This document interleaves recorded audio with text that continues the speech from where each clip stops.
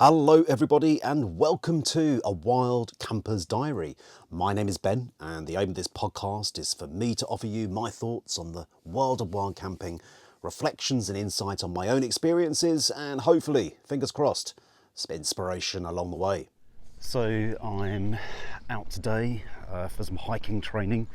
In fact, this is my last, potentially my last little stint of hiking training before I go on the South Downs Way adventure. I'm walking down a main road at the moment, so I apologise for any kind of background traffic. And it's around 2 o'clock on a Saturday afternoon and the sun is shining. When I set out this morning, it was a little bit grim, to be fair. It was pouring with rain, it was grey, it was miserable, and it was the last thing that I wanted to do. But I've learnt through this training I've been doing in the last few months is that you have to push on through. And as my daughter said, it's a good job it's raining because it's practice for the South Downs Way, because you can't change the weather, she said. You never know what it's going to be thrown at you. Good advice, good advice. So yeah, the waterproofs have been going on and off today. And they're currently off because the sun's out. So all is good. I've just stopped off and had a nice pub lunch, a little break. So I did about 10 miles before lunch. And my aim is to get at least 6 or 7 miles done this afternoon before I get back to where I need to be. Was hoping to get another 10 miles, but I don't think it's going to be feasible in the time I've got available today. But I'm feeling good. I actually am feeling pretty good. Legs are feeling strong. I've taken about an hour break and I've aired the feet, giving them a bit of an airing. Hopefully I didn't scare off the other customers in the pub as I aired my feet under the table. I think they thought I was a bit strange. It was a bit of a posh pub, a posh Surrey pub with expensive food, and in walks this person with mud splattered all up his legs and great big rucksack on with hiking poles strapped to it. So I think they thought I was a bit strange. But hey, got refueled and looking forward to getting some more miles in. I've really enjoyed this training in the last few months. It's got easier. I've surprised myself, as I've said to a few friends. I first started off this, I wasn't feeling that confident as a walker, as a hiker, but the confidence has definitely increased.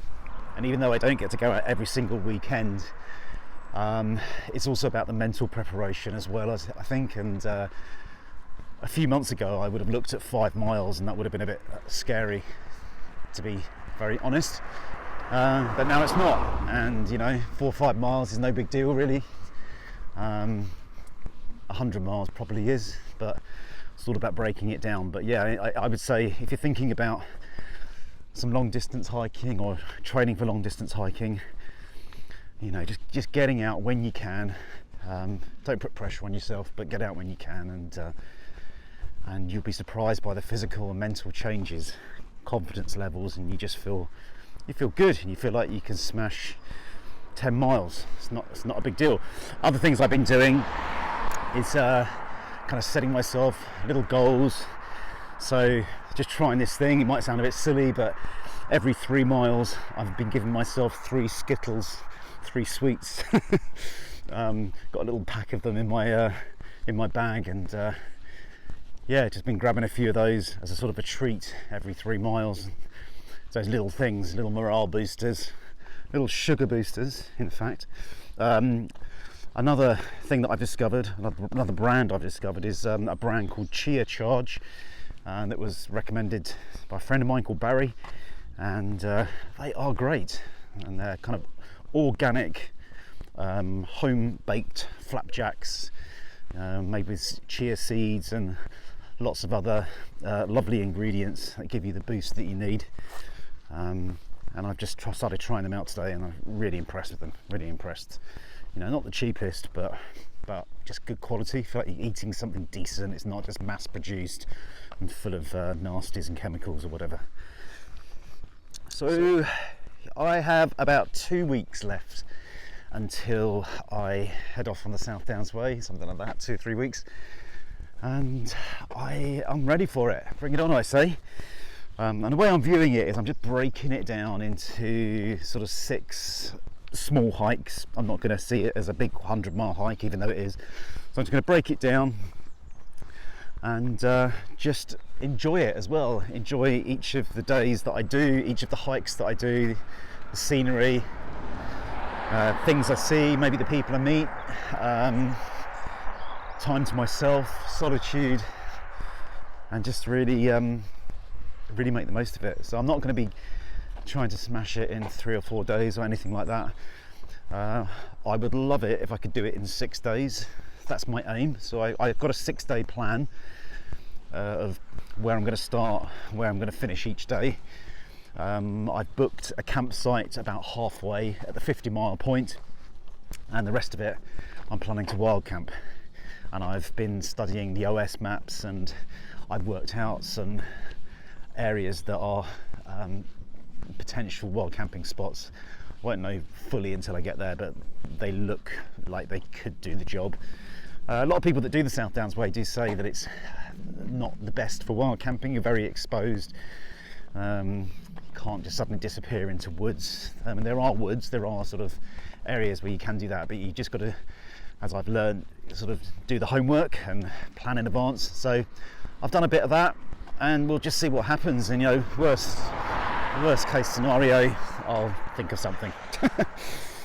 Anyway, that's just a bit of an update on me, on hiking preparations for the South Downs Way, how it's going. I'm really enjoying it. It's great. Really enjoying the training. It's just been just really good for me physically and mentally, and just everything, just the whole sort of preparation. And I am going to be doing a loadout video on my YouTube channel, London and Outdoors, soon as well, just showing you the kit that I'm taking, which I'm currently carrying on my back, but of course you can't see that because it's a podcast. But that is something I have been doing. Every single sort of 10, 15 or 20 mile stint of training I've been doing, I've been carrying the exact rucksack full of the gear pretty much that I will be taking on the South Downs Way, just so that it doesn't come as a surprise when I actually do it. It just becomes completely normal. Anyway, I think we'll wrap it up there. Thank you very much for taking the time to listen to this podcast, and I shall see you again for the next episode of A Wild Camper's Diary.